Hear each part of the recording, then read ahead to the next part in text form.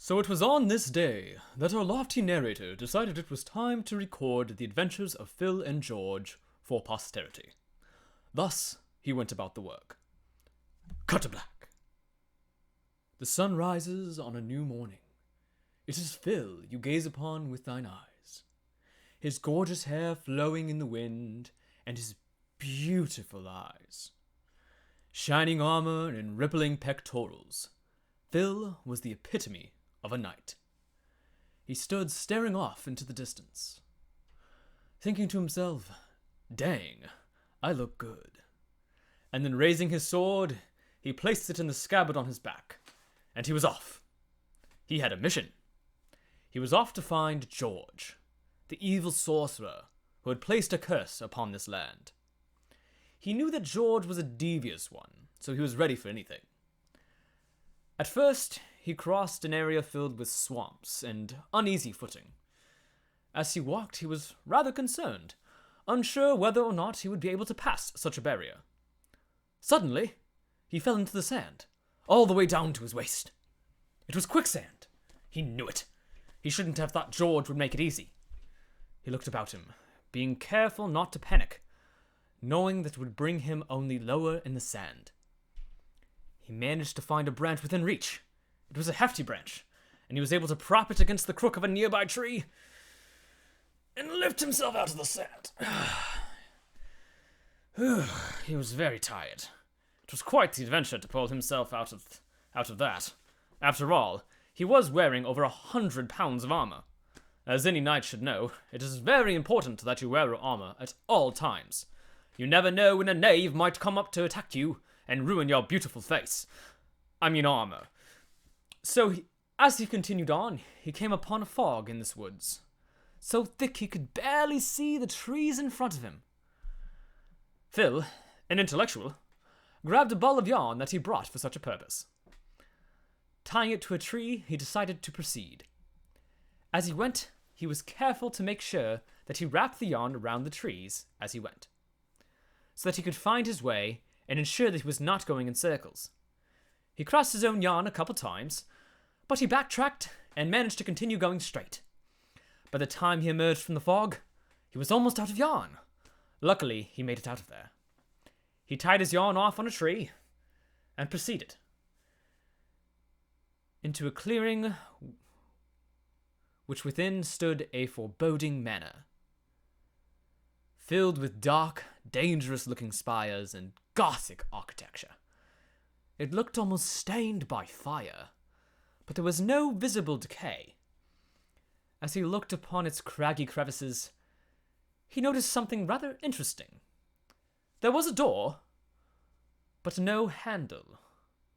Only a knocker. Warily he approached it. It must be a trap, he thought to himself. I have an idea. I'll look for a window. So he walked around the manor, looking for any source of entrance, and finding none. All there was a solitary knocker. There was a couple second-story windows, but there was no way he was going to climb in this armor. With much chagrin, he decided to use the knocker. Knock, knock, knock. Nothing. He examined it more closely. It was a lion with 2 eyes, a mouth, and 3 fangs. It was rather strange that there were more than 2 fangs on the lion. But actually, the middle fang was a little crooked. He reached forward and twisted, and with a whoosh, a trap door opened beneath him. He fell.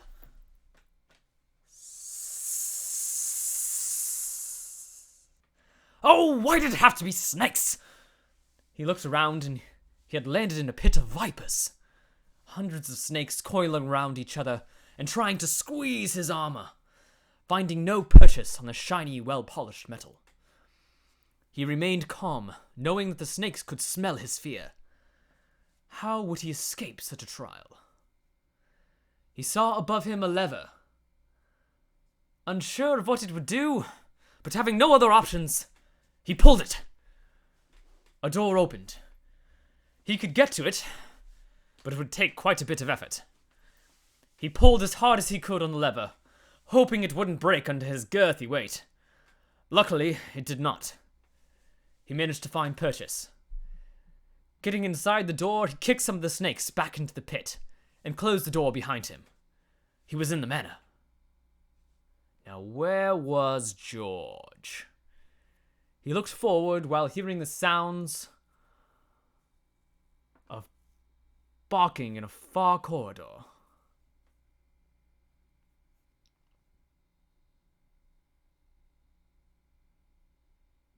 Well, I suppose everyone's entitled to pets, he thought to himself.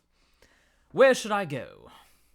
There was a large staircase in front of him, a grand one, going up in the middle and out on the sides. He decided there was nothing better to do than to ascend it. After all, he didn't much like the idea of going in those doors where he heard the dogs. As he ascended the staircase, he saw before him pictures all over the walls of George, the evil sorcerer. He was a handsome fellow. He probably thought he was more handsome than Phil, but certainly not. After all, wizard's clothing just makes it look like you're in pajamas. And Phil was a knight in shining armor. Dang it, he was attractive. He had glorious hair, amazing locks, he thought to himself. Wait, he was getting sidetracked. He needed to find the sorcerer. The sorcerer, yes. All right. Enough with the paintings. I'll burn them later, he thought to himself. Dang, he really does have a chiseled jaw. No! The sorcerer! I have to find him, and the blight is placed upon the land. Gloomy. Curse, yes. The curse that he placed upon the land. Okay, so he looked around. There were 3 doors before him. Which one to go in? What a question. As he was considering the doors, he heard behind him barking again. What? Coming up the staircase was 2 massive beasts. Oh dear! He went in the middle door. Closing it behind him, he heard the beast clawing at the door. Oh dear, he thought to himself. Well, that was close. He looked behind him. Oh, great. Standing, looking at him, was George. Well, hi, Phil. It's such a pleasure to meet you. How are you doing today? Yeah, I do insist. Let my pets in, he said, a magical hand opening the door as George vanished out the window. Oh dear, Phil said as the hounds rushed in at him. Oh dear! He tried to pull out his sword, but they were too close. They were grabbing at him. They were biting at his armor. He punched one in the jaw. One down. Where was the other? It turned to him. Its jaw, obviously broken by the force of his blow. He screamed in agony, though, as he grabbed at it, biting at his shoulder. He grabbed it with his mailed, gauntleted fists, crushing its skull in his hands. Ugh. The remaining hound turned to him, its jaw obviously broken. Snarling, it went for his leg. He kicked it. Pulling out his sword, he cut it in half. Bloodied,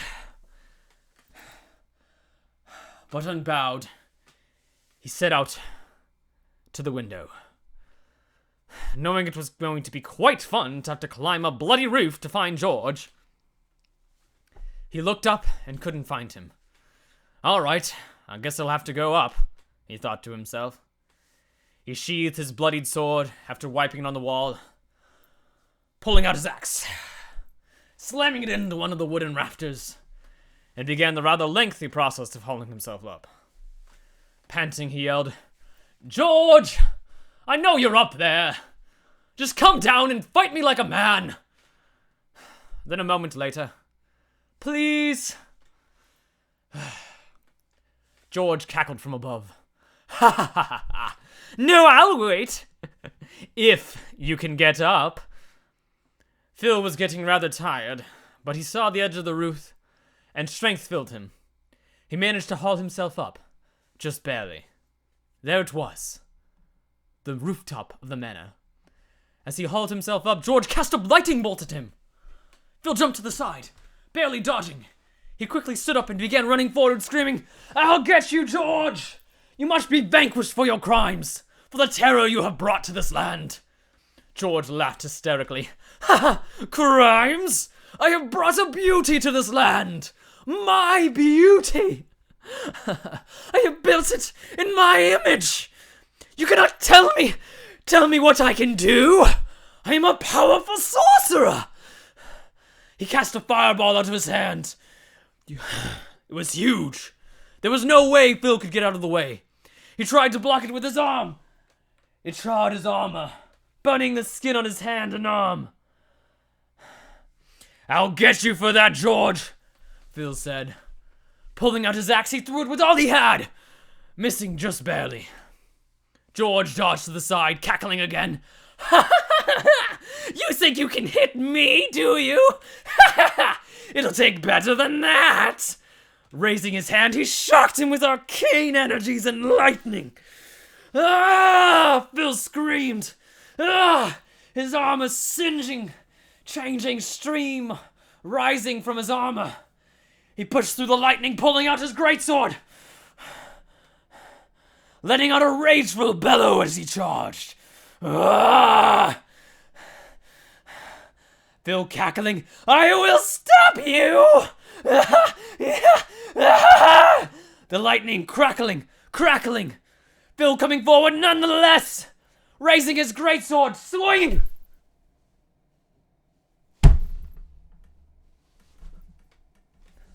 A thud, as George's lifeless body fell to the ground. "I thought I was unbeatable." George was dead. The darkness cleared from the land. Phil standing on top of the manor, one shoulder bleeding and scarred by lightning, another charred by a fireball, bleeding profusely. But his face was untouched. He was very careful to keep his face untouched. Pulling off his helmet, he stared off into the sunset. The first this land had seen in many years. "I am victorious," he thought to himself. "Surely I'll get all the girls now. But first, let's burn those hideous paintings." And thus ends the first story of Phil the Magnificent.